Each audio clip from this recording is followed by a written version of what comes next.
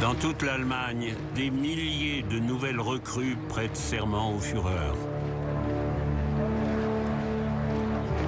L'aide de camp d'Hitler, le lieutenant-colonel Schmundt.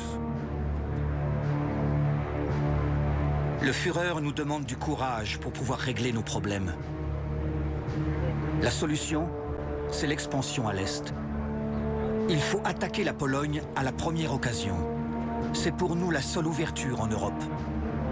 Nous n'avons pas le choix. Cette fois-ci, la France et l'Angleterre avertissent qu'elles sont prêtes à entrer en guerre.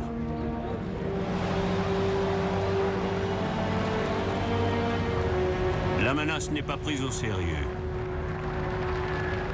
Goebbels, chef de la propagande, s'en prend tout particulièrement à l'Angleterre.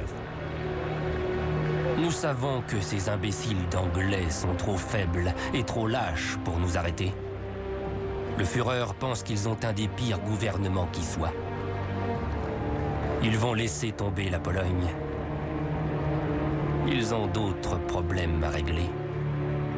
Ils ne vont rien faire, c'est sûr.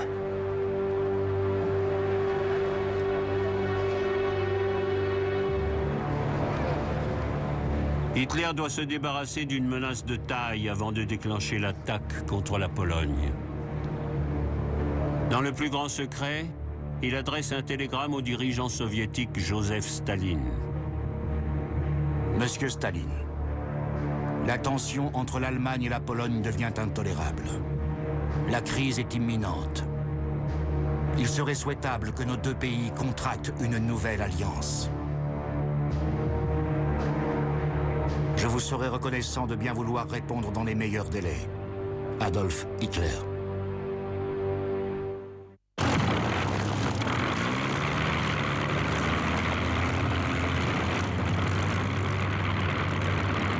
« 48 heures plus tard, Staline donne sa promesse de ne pas s'opposer à Hitler.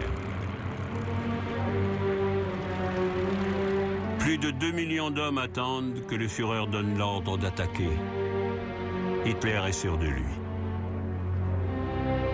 Plus personne n'obtiendra jamais une telle confiance de la part du peuple allemand. C'est à moi de jouer. Les dirigeants de nos ennemis ne sont que des mauviettes. Je l'ai vu à Munich, des vermisseaux, pas de quartier. Soyons impitoyables.